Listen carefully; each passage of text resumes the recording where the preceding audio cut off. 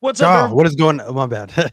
What is going on, everybody? This is another episode of Friday Night Review. Of course, I'm your boy Cam G. A little bit of different setup here. Of course, me, Cam G. Of course, that is Jamie Rose, and of course, that is Middlecore Mike. He is the co-host, and he is our producer for this evening. Scals was out, so yeah. Mike is gonna run down SmackDown for us and get our thoughts and opinions on Friday Night SmackDown. Alrighty, guys. Well, we had SmackDown tonight out in Omaha, Nebraska. Cornhusker country. Cornhusker country out in Nebraska. And Where? so we kick things off with Cody Rhodes in a promo. Coming out and talking about the bloodline, talking about everything that happened these past few weeks on SmackDown. So, your guys' thoughts on Cody Rhodes' promo to kick things off, Jamie? What are your thoughts on Cody Rhodes' promo? I mean, the promo is what it is. You know, you have Cody Rhodes going out. He's gonna do, that rah speech, getting the people in, getting the people hyped, and kind of setting the tone for the show. I think Cody did a great job of that. And then you get, Grayson Waller, Austin Theory into the mix-up, and Omaha's own Terrence Crawford there. So, it was a great way to start the show, get the people involved for sure. All right, Cam, your thoughts on Cody Rhodes' promo and everything that happened during the promo. We also had Austin Theory and Grayson Waller come out and interrupt and tried to attack Cody Rhodes, and they seemed a little successful, but then Cody Rhodes got the upper hand on him. And tag team match was made later on for the night. Cody was looking for a tag partner. So your thoughts on this promo? So he was basically piggybacking off of what happened to Randy Orton last week after being put through the table by the Bloodline. We saw a recap of what the Bloodline did to Randy Orton last week. So he talked about. Well, first of all, he came out. He doesn't have a suit on. We normally see Cody Rhodes in a suit. So he came out looking like he was ready for a fight. So that's a different change of pace for Cody Rhodes. But he comes out and he's talking about how Randy is basically like a brother to him, and he wouldn't necessarily be where he's at today if it weren't for Randy Orton and the mentorship that he had early on in his career. So love to see it. Love to see him putting over Randy Orton. Still think eventually down the line, I think they've kind of teased it. They're planting the seeds already. I think we're going to get a Cody Rhodes and Randy Orton match for the WWE Championship eventually at some point. But this was a good promo, I think, for what it was to open up SmackDown tonight. Why A-Town Down Under is still together, I'm not quite sure. After all the miscommunications they've had, I would just have assumed somebody would have already, attempt or made the turn already for them to break up. I think Austin Theory is headed for a massive babyface run, and Grayson Waller, I think he's just better off on his own. Anyways, I love his heel work down in NXT, and I'm hoping that they bring some of that NXT flavor back to Grayson Waller and on the main roster. So I don't think they have a whole lot more left together as a tag team. So I think the tag team that's going to probably take their place is Baron Corbin. This new random tag team of Baron Corbin and Apollo Crews has been put together in recent weeks. So yeah, I definitely think they're going to break up eventually. But other than that, though, a good Cody Rhodes promo. Yeah, I mean Grayson Waller and Austin Theory. I'll say this: they're one of my favorite tag teams in WWE. And you go back to the pay-per-view, I believe it was the Elimination Chamber back in February, when we had the Grayson Waller effect with Cody Rhodes, and you seen a little bit of the split between those two. It was like, man, I really hope they don't break this tag team up. And then they win the tag team titles at WrestleMania. Got me excited. Now I know they lost the tag team titles last week. So Austin Theory week before last week. I think they lost last week. Yeah. I'll say this. I don't get to talk about SmackDown very much. This is kind of a new element for me. So I'll say this. Austin Theory being on SmackDown, I like Austin Theory. I've kind of always liked Austin Theory. And he is the future of this company. He is one of the future stars of this company. I could see him in the next couple years being a contender for the WWE Championship, maybe even holding it at one point. I mean, they're kind of, in my opinion, with Austin Theory, they're kind of taking the right steps with him. Yeah. I think they could speed his process up a little bit more. I just kind of wanted to get that out there because I don't get to talk about Austin Theory much, let alone SmackDown. So I kind of wanted to get that thought out there. But we moved on to the first match of the night. Carmelo Hayes took on Andrade. Not too bad, not a bad match at all. These two very physical match. I thought it was a pretty good match between these two, but Andrade ends up getting the win over Carmelo Hayes. Cam, your thoughts on this match? I mean, it's honestly kind of sad because I mean you have two of the top young talents in Andrade and Carmelo Hayes on SmackDown, and neither one of them are really over like that. Now I could make the excuse for Carmelo Hayes because Carmelo Hayes just got called up and he hasn't really been on the main roster, 10 months yet. So I can understand that. People are still trying to mesh with him and mesh with his character and really kind of understand him. In terms of Andrade, I mean, he's been shuffled around a few places. He's even shuffled companies, and it still seems like he hasn't really changed much. They still have him at the mid level. They haven't really. I'm not saying necessarily they should strap a rocket to his back, but it's just there's not anything that's really progressing him further into another spot on the card right now. The way this particular match got put together, it was very odd because you had Carmelo, interrupting Andrade and that whole sit down. So very strange. It feels very one-off-ish, the way it's been presented.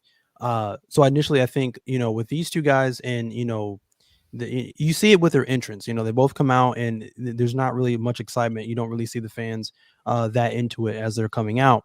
But I think the longer this match went on and as the match progressed and you see some of these big moves start to be hit by both Andrade and Carmelo Hayes, I think it started to get the crowd more into it. So the crowd definitely came alive. This definitely was a match that took a sleeping crowd and got them very invested into this match. Yeah. So very, very good match. Once again, I wrote this down on my list for potential match of the year. Great match. I hope this progresses both of them and being more over with the audience. I would love to see this. I don't think this is going to happen, but I would love to see this match again, potentially at SummerSlam. I had this thought in my head where it was like I could see them having another match again on a pay-per-view and having it be like a 2 out of 3 falls or something of that nature. Add something else because it's obvious that these guys they are no pun intended, I guess. They are the Iron Men of SmackDown right now. They can go the distance. They can put on a 20-minute, 25-minute, 30-minute even match and just put on a banger and and not be tired, not even be breathing heavy. So I definitely want to see them in the ring again. I think this is a great match, and this might be the thing that they both need to again sort of push past and not just be looked at as just mid card guys. They could both be main event stars. So great match overall. I mean, like you said with Andrade, we see him go from WWE, he goes over to AEW, comes back to WWE, and there was a lot of hype around him. At the same time, there wasn't a lot of hype around him coming back to WWE. But when you seen him come back, it was like, all right, he's coming back, and there's an opportunity now, not only with the new regime, but he's in the generation of stars today that could take off and do good things, win an Intercontinental Championship, win a United States title, find a tag team partner, win the tag team titles. I wouldn't put him around the world title. I mean, maybe somewhere down the line, but not right now. But you thought, okay, he's going to take off. And the past 4.5, 5 months that he's been back, well, no, he came back at Rumble. So we're talking 7.5 months he's been back. Yeah. And he's been in, Money in the Bank ladder match. He's been in qualifying matches, and he's just been in these one-off matches that has just really taken him nowhere. And Carmelo Hayes, the same thing. He's been up on the main roster since after WrestleMania. Money in the Bank ladder match, Money in the Bank qualifier. I thought he was for sure going to win Money in the Bank. I thought they had Carmelo Hayes set to win Money in the Bank, especially with other things going on with some of the other stars. But Jamey, your thoughts on this match? I agree with you. First, I think Carmelo Hayes would have been a great winner choice for that Money in the Bank. I think he will win that one day. Andrade, I've always been a huge Andrade fan. and I'm just happy to see him back doing his thing on TV. I wish they would do more with him, and be on that top of the mid card. But they got their two guys that they kind of want at that right now. But we'll talk about that later. But these guys are two guys that can go out and literally take a broomstick and have a 5-star match with it. Like these guys can work, and having two of those guys together, instant magic. I could watch those two guys wrestle all day long. They're really good, and both those guys are going to be players that WWE are going to be able to rely on for years to come. And really excited to see the future with those two guys. And I'm so happy to see that Andrade is finally getting his what he deserves. Yes, feels like there should be more to it. He's the speed champion, even though he only wears it on Twitter, or it's X now, whatever the hell you want to call it. But still Twitter me, damn it. But it's funny that Corey Graves points that out on even commentary, and it's like, but you can't see it. So that's a kind of a weird thing. But at least the company's showing that, like, hey, there's confidence in you, or they put it what they wouldn't even put like a paper championship on him. So that's good to see. Yeah, Jamey, I have this feeling, and I kind of make a big deal about this as a fan, that if somebody is holding a championship, that championship should be on TV, on social media, in front of the camera at all costs. It doesn't matter what championship it is, whether it's the Speed Championship, whether they bring back the 24/7 title, or whether it's the WWE Championship. I have this big deal where I think that championship that person's holding should be on them at all times to promote that championship. So is that how you feel about it with him being the Speed champion? Yes and no. I just think, like, if they actually presented it to be worth something, I would say yes. Okay. But since they haven't done much with it, but like, that's the thing though. If you're a champion, wear the championship. But I understand the point that they're coming from. But I mean, my preference and someone else's preference is the same. That's kind of how I feel about it. I'm indifferent, but I'm not.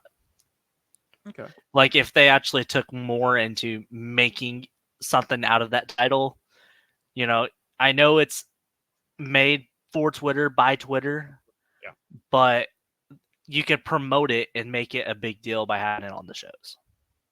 Yeah. No, I get it that it was made for Twitter, by Twitter. I get that. I understand it. So they're trying to keep it on that platform. But use it to drive it to Twitter. It could be something to draw people in to come over and watch the show, like the people that don't watch it. Yeah. It could be a tool to kind of drive people to go watch Speed on Twitter. But we had a backstage promo, Bayley and Nia Jax. Now, they were sitting in different locations talking about their Women's World Championship match, or WWE Women's Championship match. Sorry, I gotta get the two confused sometimes. WWE Women's Championship match at SummerSlam, and they both had some pretty choice words for each other. Yeah.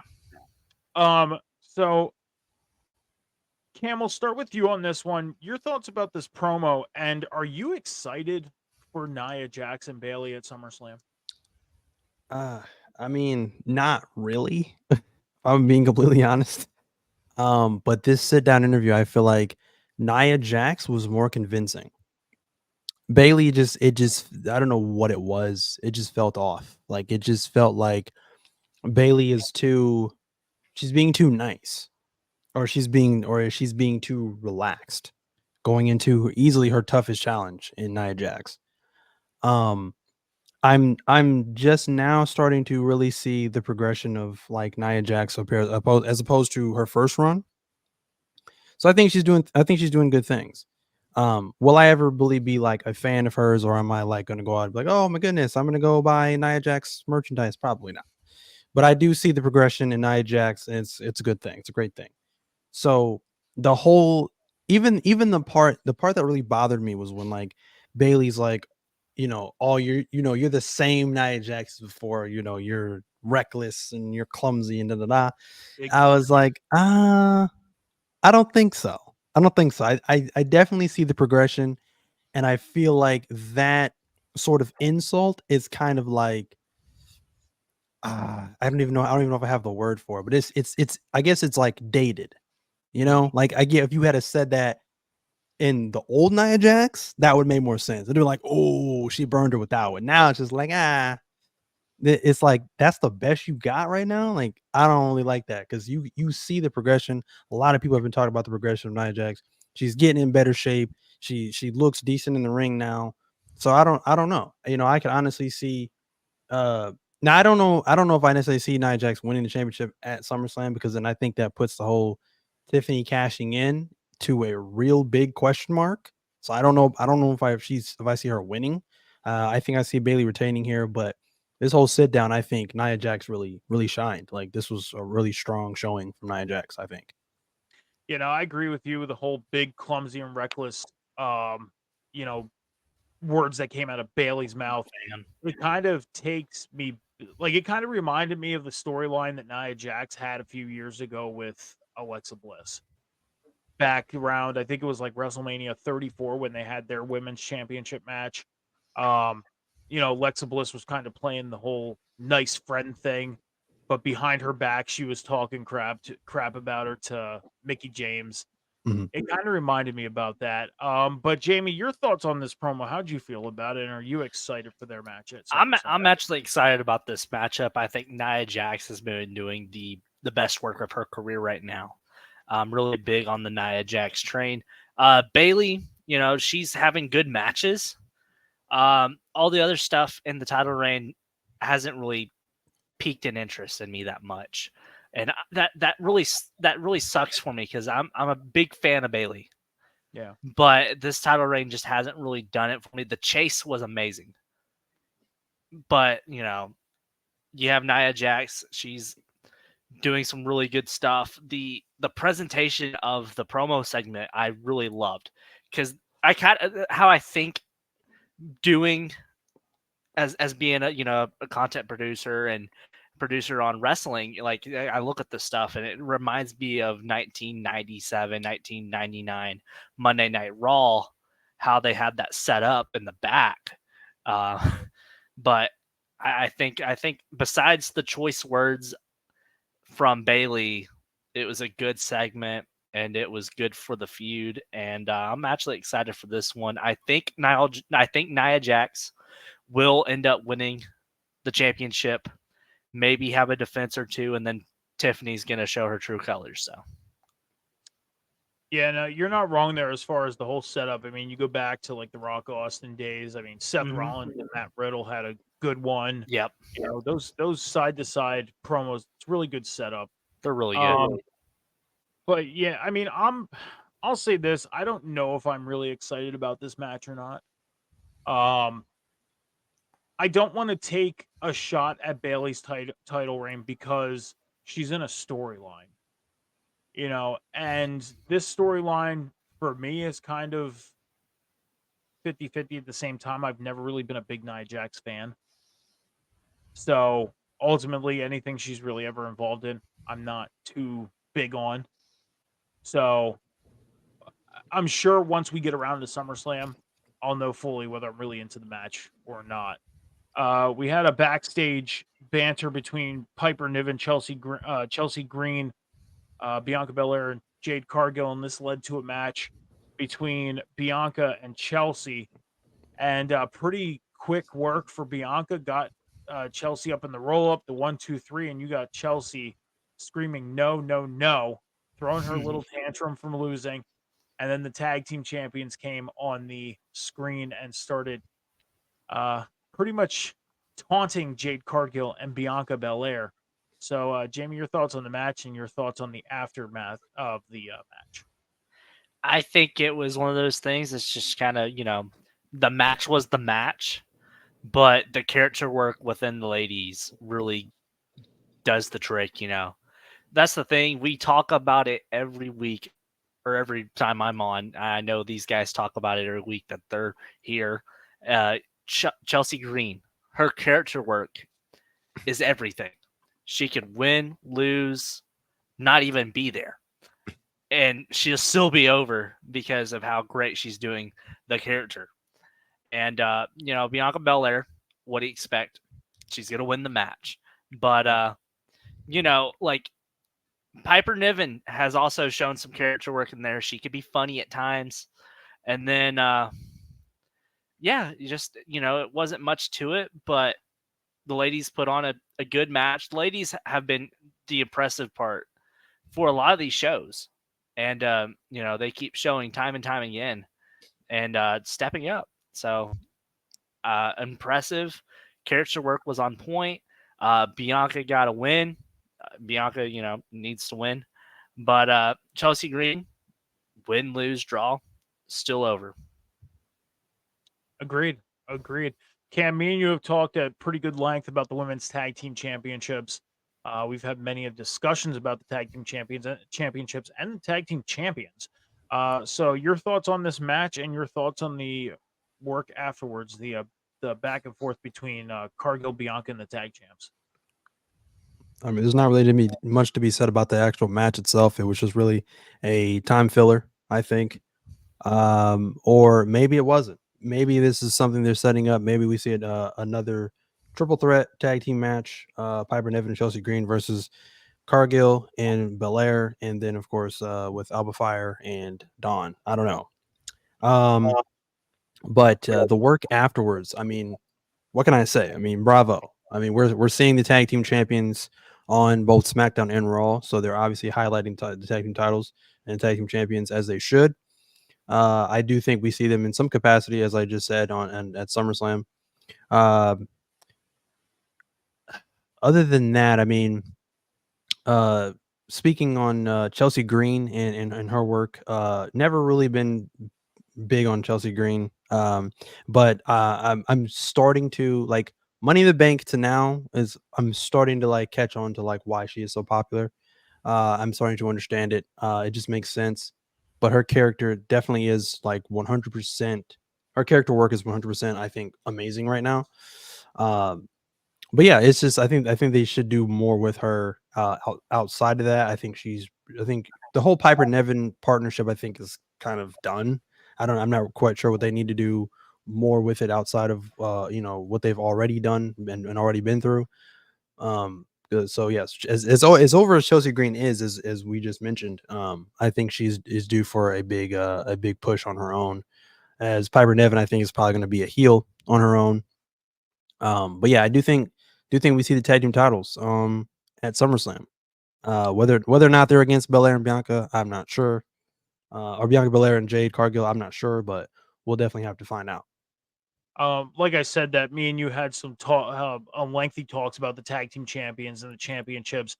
Did tonight's work from the champions change your mind a little bit about them, or is it still the same?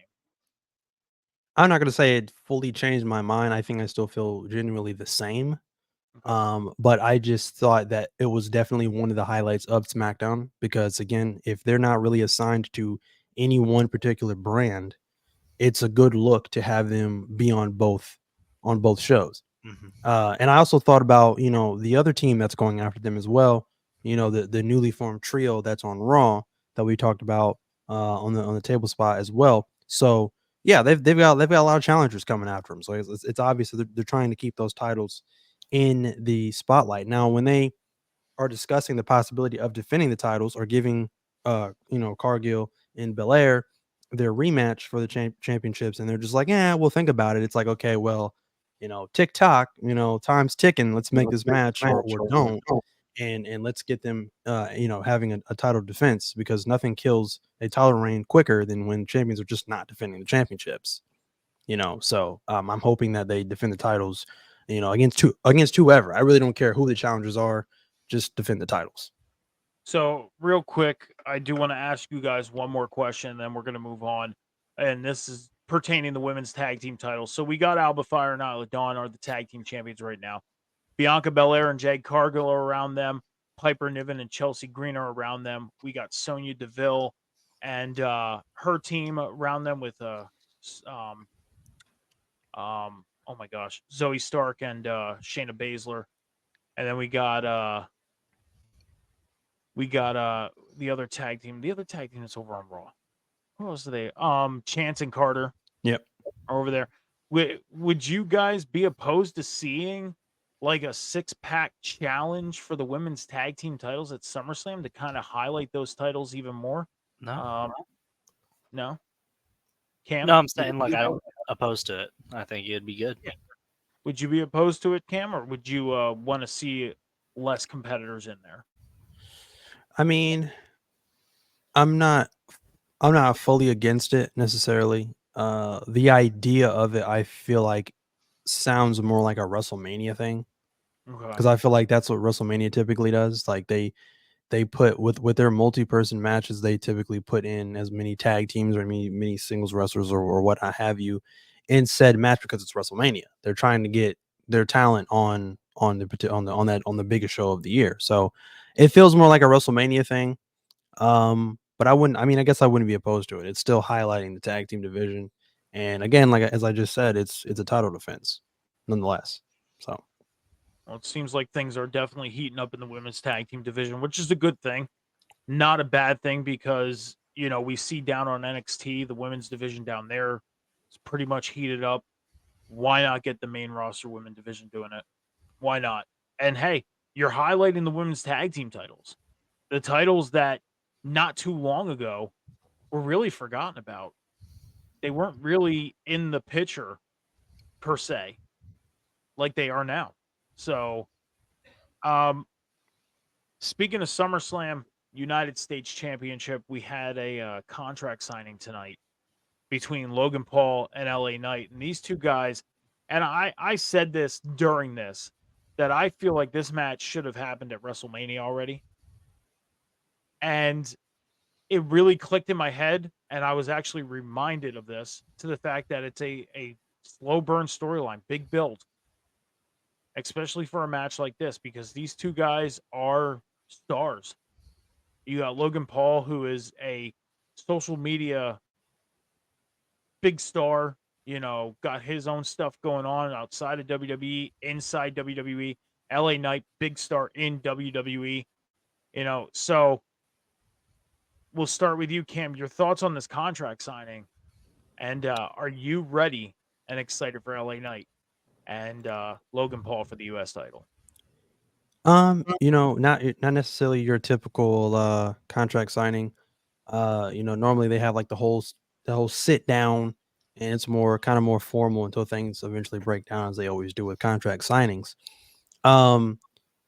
This was kind of more like, I guess, promo style in terms of contract signings. But no, I think it was great. And I hate saying this because it's said so much about LA Knight and the way he talks and his mannerisms. But I swear to you not, like, I've never seen him resemble more Stone Cold than he did tonight.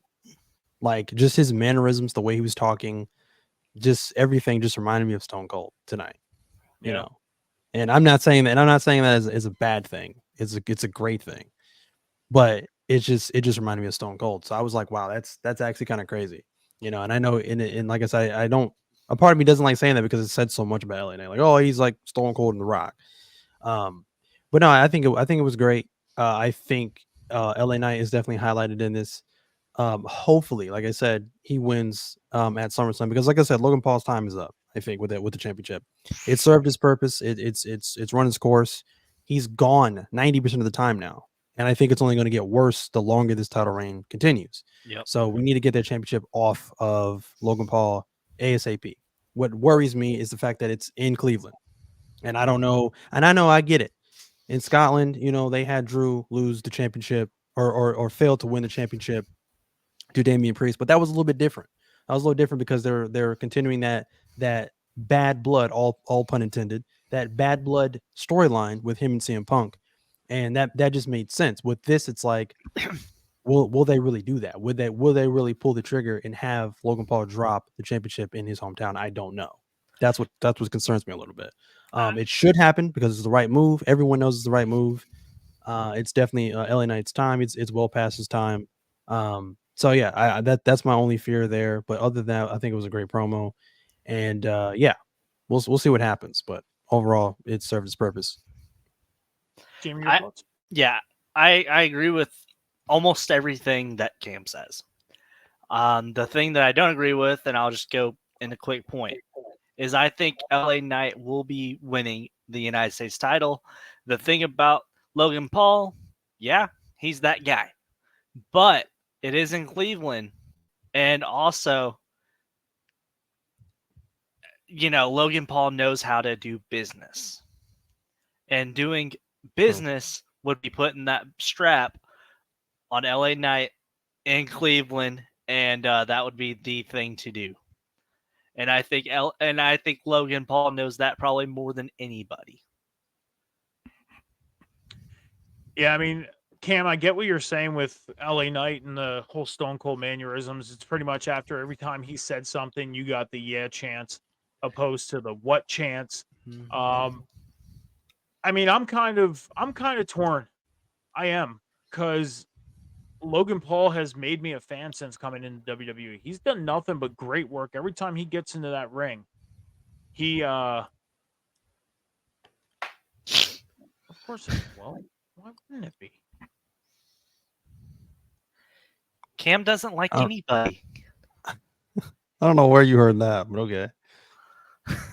But continuing my thought.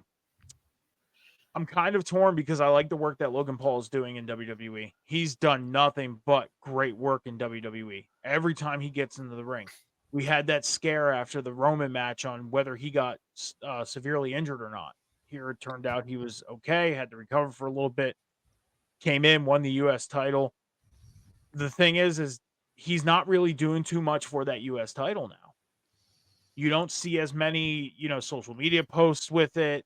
We hardly see him. Like, we see him on SmackDown, but we don't see him as often.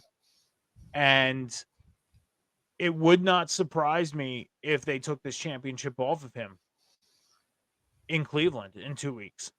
2 weeks from tomorrow is SummerSlam. It would not surprise me.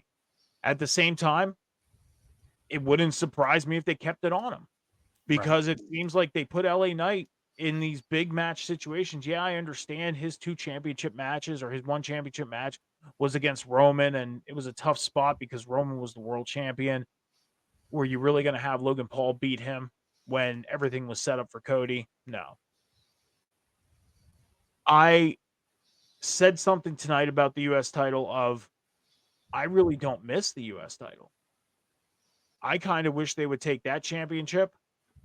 And yeah, I've heard talks and I've read the talks about the possibilities of a women's, secondary title. My opinion is take the U.S. title because you have the Intercontinental Championship. Take the U.S. title off, make a television title for both men and women, defend it across all 3 brands. That's my opinion, though. So, but I thought this was a good promo work between these two. I'm excited for it at SummerSlam, and I think I'll be happy either way. Whoever wins, I think I'll be happy with whichever way they go. Go ahead, Jamey. You ready to say something? I was going to say that U.S. title needs to be on either LA Knight or guys like Andrade or Carmelo. So those 2 would be a great fit. I still go ahead. I still think there's room for that title. I do. In the chat, Logan is going away until Rumble Night is winning. Again, that wouldn't surprise me either. That wouldn't, and by all means, I wouldn't argue that. I could see that happening, especially with Logan Paul and his work that he does outside of WWE. It wouldn't surprise me. At the same time, they want to keep that championship on TV. They got to put it on somebody that's going to be on TV, and LA Knight's on TV almost every week, so it wouldn't surprise me either. I wanted to react to what you just said, and I completely it went over my head. I apologize. But we'll move on. We got a music video tonight on SmackDown of Tiffany Stratton, the women's Money in the Bank winner. And it led into her match against Michin. So, gentlemen, Bayley got involved in this match, ended up grabbing Tiffany's briefcase, hit Nia Jax over the head with it, knocked her out. And Tiffany got a little distracted. We got our second roll-up pin of the night. Actually, it was our third roll-up pin. Because that's how... Oh, no, Andrade didn't win by roll-up. It was just Bianca that won by roll up. So our second roll up pin of the night, and it was women's match. Both women's matches ended up in a roll up pin. And Michin ended up getting the win. So, Jamey, we'll start with you. Your thoughts on the match and everything that happened during it with Bayley and Nia. I think the match was good. Michin, she's been put in these positions where she's not like at a top spot, but she's been excelling at everything that she's been put. It's kind of like the Natalia role that Natalia was in for that stretch of time there. But Tiffany's your star. You highlighted her throughout the entire thing. The roll up was great because it got Michin the W, which Michin really needed. Yeah. But it didn't diminish what you're doing with Tiffany. And also you're advancing your other storyline, your main women's storyline within that, and it ties everything together for eventually when something of the sorts does happen with Nia and or Tiffany. And then the music video was great. You're highlighting them. It's kind of like back in the day during the 80s, you would have the music videos for the wrestlers. But and then I will say there was one spot that was disgusting. That Alabama slam on the outside, disgusting in a good way. The impact. But the match was good. The roll up pin, we've seen it once today, then saw it again. Don't really like that much, but it made sense, so I'm not going to complain about it. But again, the women showing out like always. So, Cam, your thoughts? Well, I mean, I'm not even going to really mention the roll-up victories. It's very well documented how I feel about roll-up victories. Yeah, So, it is. ignoring that, I really didn't like seeing Tiffany Stratton lose necessarily. I mean, she just won the Money in the Bank briefcase. She's not really a champion because I feel like when certain champions lose, it looks kind of ridiculous when they lose cleanly. Now of course she didn't lose clean, but so I guess that protects her a little bit. But it just, I don't know. It to me, it just didn't really paint her in a good light. Obviously she'll be fine. She's still money, has Money to Bank briefcase. But no, I just feel like she should be booked just strong until she eventually cashes in that briefcase. I don't really want her, really don't want them to start losing sight of the direction for Tiffany Stratton and start kind of booking her in these weird ways that don't make her look very good. Other than that, I mean, the match was solid for what it was.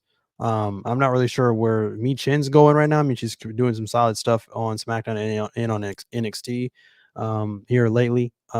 But she doesn't really have and again, going back to what you said about the mid card championship for the women, I think she'd be a solid choice because she's been all over the place, like I said, having feuds on NXT and having feuds on SmackDown. So I think she'd be a solid top option for for the first person to win a women's mid card championship. So, but other than that, though, match was the match for what it was.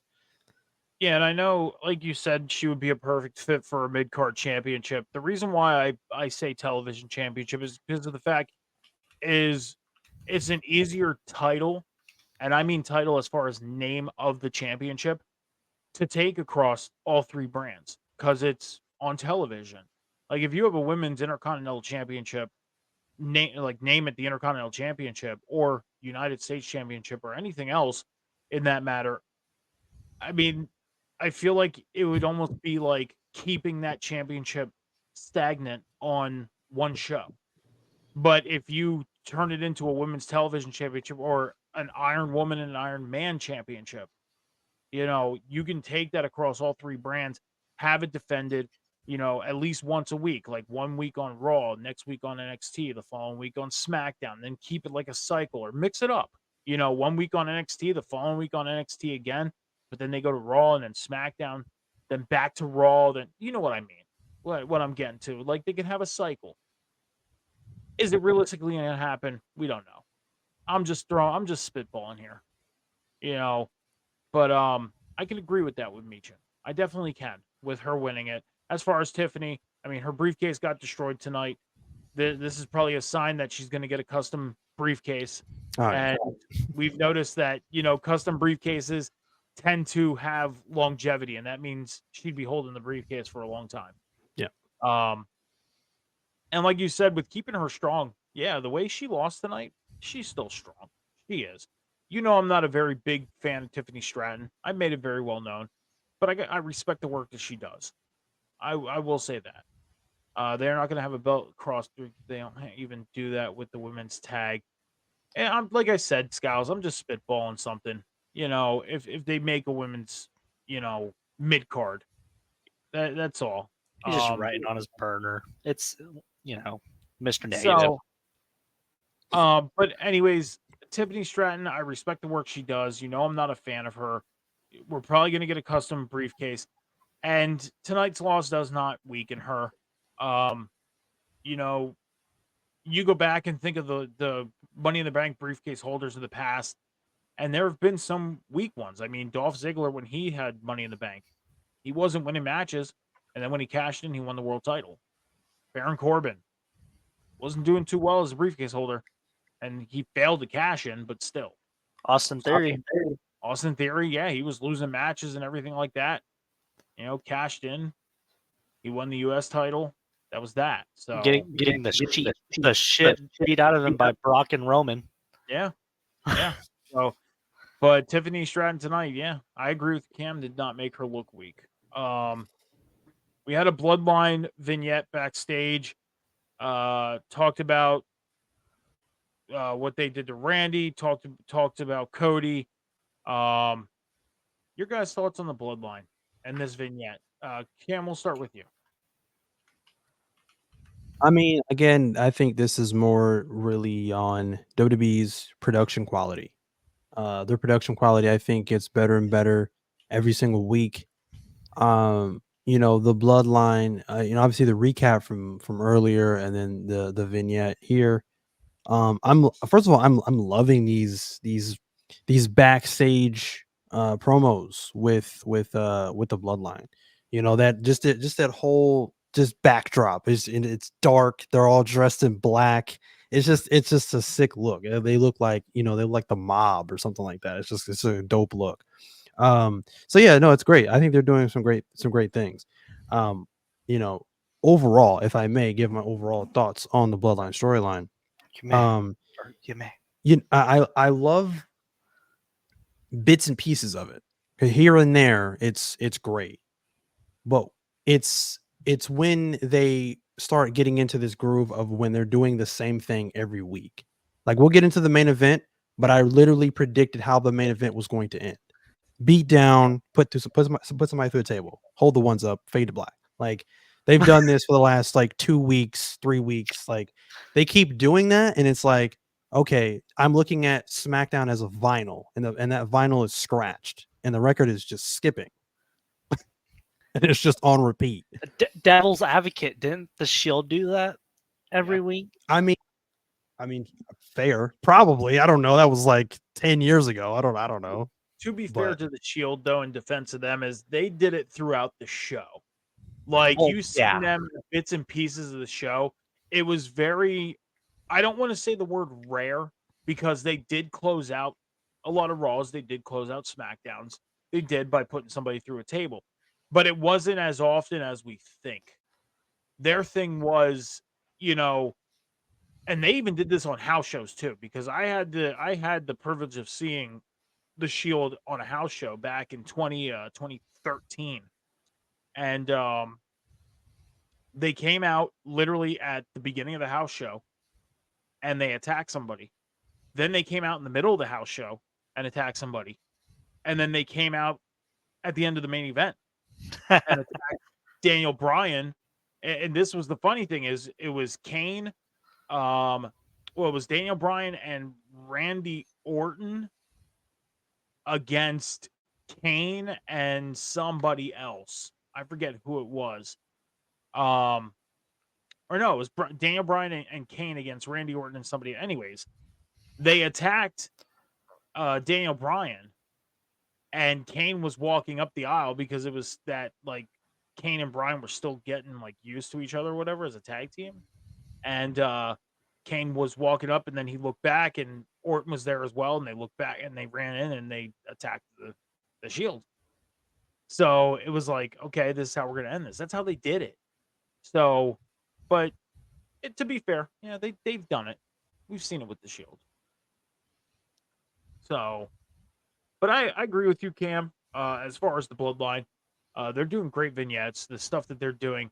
I do have one thing I want to add on this, but before I do so, Jamey, your thoughts on this? Again, like Cam pointed out, it's the the rinse, repeat, kind of the cycle. I like. I'm not the hugest fan of this iteration of the Bloodline. I enjoy it. It's just not my cup of tea, like I'm always gonna be partial to the actual iteration of the Bloodline. But I do like to see where they're going with Solo, having Jacob Fatu and the Tongans. They've made it intriguing to where at first I was like, this is just like knockoff Bloodline. So they've made a good point of making them a serious, viable, faction, dangerous, and they're taking out top stars. And I feel bad for poor Kevin Owens. I don't know what he did to any Samoans in his past, but having 3 iterations of the Bloodline just beating the living hell out of him, like I don't know what he did to Rikishi or what. Like I'd hate to be his friend around the SmackDown locker room. That's all I'm saying. But I do want to ask you guys. Yeah. And I'm sorry, Jamey, I didn't mean to cut you off. Were you adding on to that? No, you're good. You just keep going. Okay. I did want to ask you guys back in the day, and did you guys watch Monday Night Nitro, WCW? How do you think I am? I don't know. I'm 23. No, I didn't watch Nitro. You didn't see Nitro. Cam, did you watch Nitro? back in the day? Bits and pieces. Okay. I mean, Jamey, here's the thing, dude. Is I just turned 38 last Sunday. I'm old. Okay, I'm an old man. So Good brother. I'm showing my respect of asking instead of assuming. Okay. Right. So, but anyways, I'm sure you guys know the different NWOs that we got back in the day: the red and black, the black and white. We got the LWO. Oh, exactly. You got a picture of it there. Somebody made a video, kind of putting this out there, and this is the funny thing: is it kind of makes sense to me.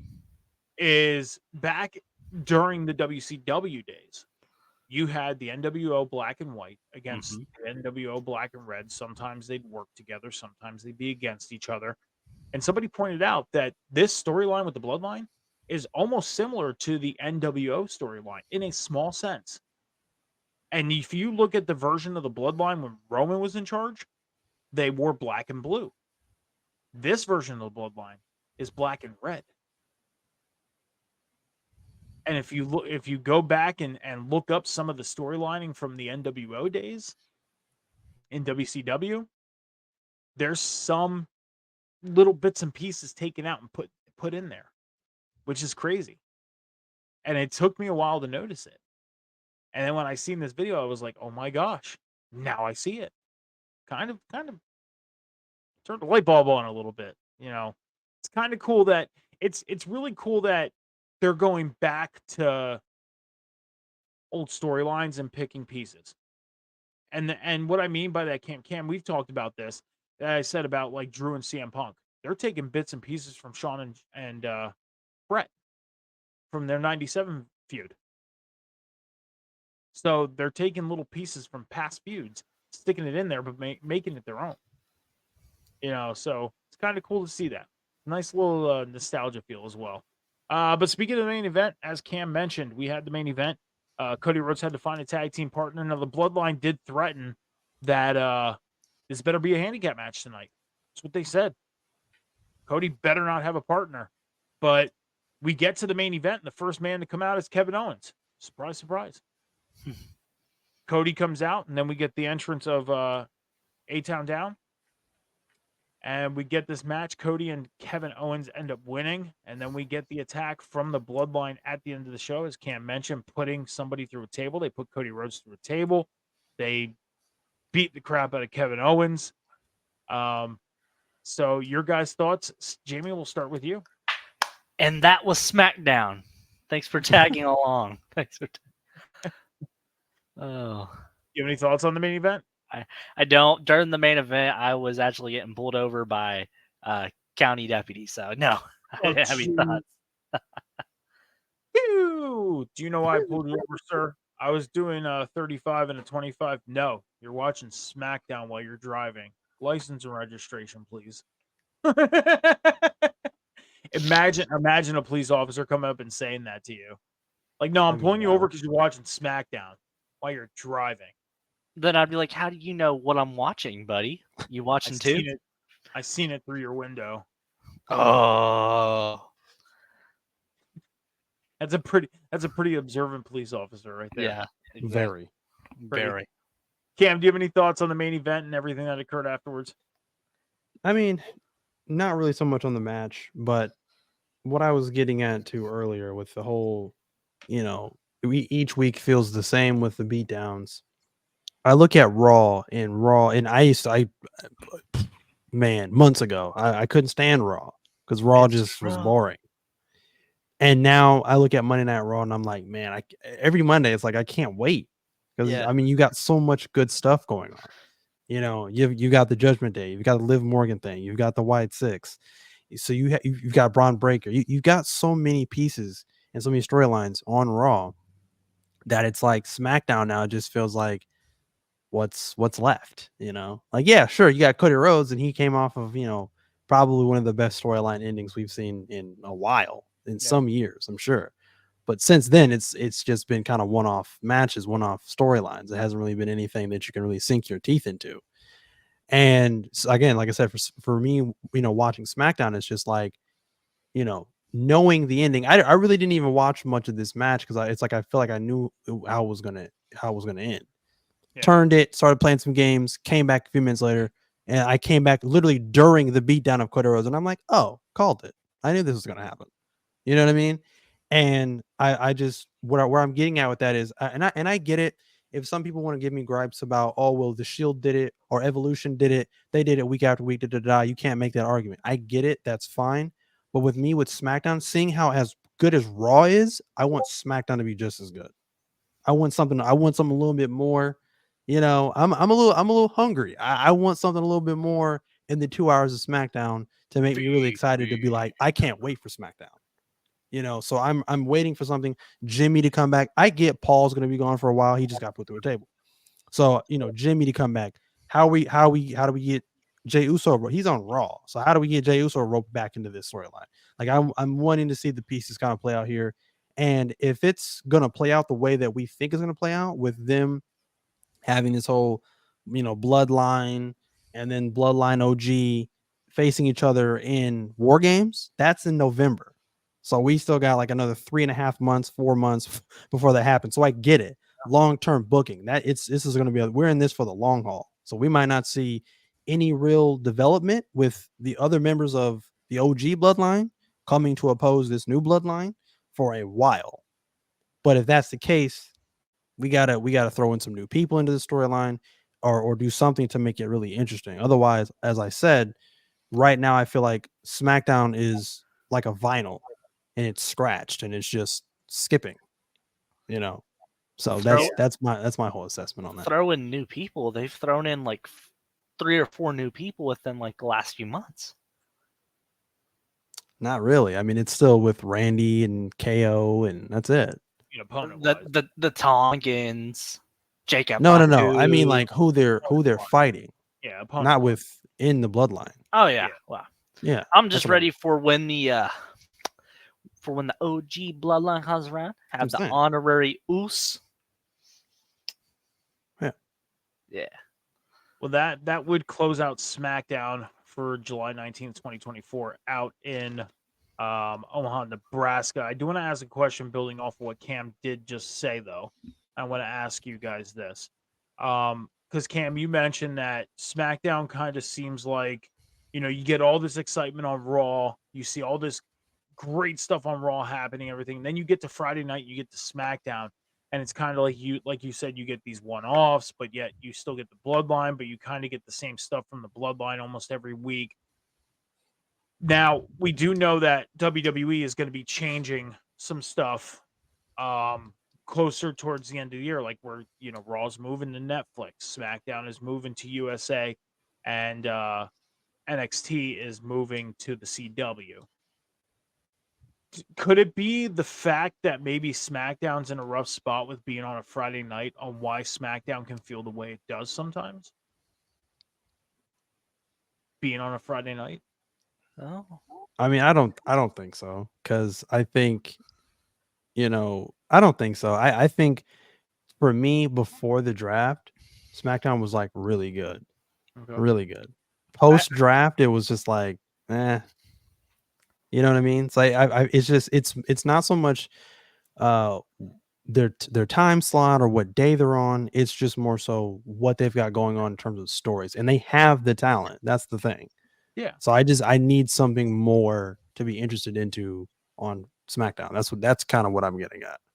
I mean, You know, Raw just has the top stories right now. Yeah, I like Cam said, I was actually about to say the same thing. Like, you know, it goes with the flow a lot of the times. You know, like I talked, you know, when I was doing the paying dues, the little bit that I was doing on Monday night, I absolutely hated it because Raw was so terrible. And and now SmackDown during that time was really good, really good. And now we've kind of got that switch again where, you know, Raw is immaculate most weeks. It's really good. And SmackDown, I'm not gonna say is terrible or anything like that. SmackDown's good, but it's just not to the level where Raw is right now, where Raw is just booming. So yeah. I mean, when you look at Raw, though, I mean, if you compare the Judgment Day to the Bloodline right now, the Judgment Day is hot. I mean, you're seeing the Judgment Day on, if it's a 16, 17 segment show on Monday Night Raw, you're seeing the Judgment Day in 8 or 9 of those segments. Yep. And it's not always the same thing. You're not seeing like reoccurring segments of them doing the same thing. It's always something different. It is.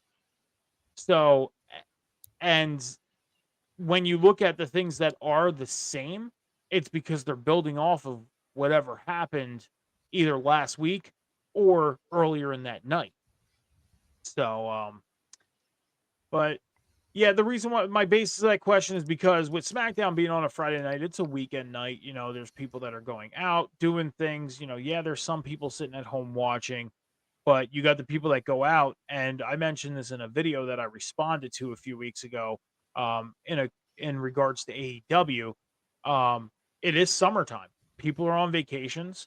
People are not even DVRing the show. Why? Because you got your device in your hand to where you can look up results and know what happened in 30 seconds. Yeah.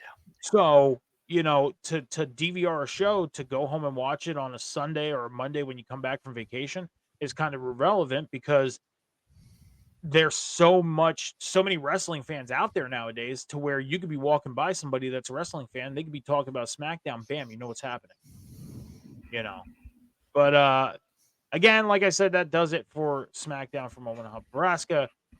And that is going to leave us to close things out. So, Jamey, where could everybody find you? And what do you want to let the people know? I'm Jamey. You find me where I is. Saturday night is all right for fighting. Downstate Wrestling is putting on their United We Stand event. It's the Huntsville, Arkansas debut. Go check it out. If you do and or follow that type of stuff, you can find me on my socials at Jamey Rose. Actually, only my Twitter now is at Jamey Rose PW. The rest is at the Jamey Rose. We're going through a little bit of a rebrand. And let's kick it down to the main man, Cam G. I was not expecting that. Okay, that's different. But yeah, you can find me right here on Off the Top Media every single Friday night with Friday Night Review. with Scows and sometimes Jamie Rose and sometimes Middlecore Mike. Maybe he comes by, he produces. Sometimes he comes by and he co-hosts, helps us out with the show. You can find me on our sister page on off the top on River City Radio. Excuse me. On Monday nights on the table spot with me and the alpha of Sean and of course Middlecore Mike again as the captain of that show. And then my show on Wednesday nights on the Boom after AEW Dynamite with me, Phil Khan, and of course Middlecore Mike again. And then you can find me on my socials on TikTok at Cam's Wrestling Corner. Call me Cam G, and of course Cam's Squared Circle Mania. And then on my socials, you can find me. I know Jamie's waiting on this. You can find me on Twitter at CamandCheese317. And if that does not sizzle your bacon, you can find me on Instagram at 317 Bacon, Eggs, and Cam. That's like Jamie's favorite part of the show. Jamie, I do the same thing on Monday nights when he does that. I'm like, Oh, when he gets to it. So I love how he just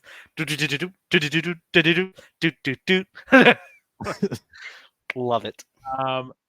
Before I put my stuff out, I just want to remind everybody, head over to Off the Top Media and Rivet City Radio's Twitch and YouTube channels. Hit the follow and subscribe button, turn your notification on. Check out all the great content going on throughout the network, throughout the week, like Friday Night Review tonight, Table Spot on Monday, Botch Watch Chair Shots is on Sunday. So much more going on, plus patreon.com/Rivet City Radio. Check out everything that's going on over there. Will not break your bank. As far as me, Metal Mike 714 across the socials, X, Instagram, TikTok, Snapchat. On the networks here. You can find me every Monday night with Cam and Sean on the Table Spot right after Raw at 11:10 p.m. Eastern Standard Time. On the Boom with Cam and Phil at 10:15 p.m. Eastern Standard Time every Wednesday after AEW Dynamite. And then every Sunday morning at 11 a.m. Eastern Standard Time for Rivet City Red Zone with the Candyman Johnny H. We've been doing spotlighting as far as positions the past couple weeks. We were not live last week. This week, this Sunday, the 21st, we will be spotlighting the wide receivers and the tight ends. So please come by, check it out, have some fun. Let's talk some football. And that's pretty much it. But as we get out of here, guys, as I always like to say after a show, be good to each other, be kind to each other, take care of each other, be patient with each other. Remember, the world is not moving as fast as you think. Until next time, deuces.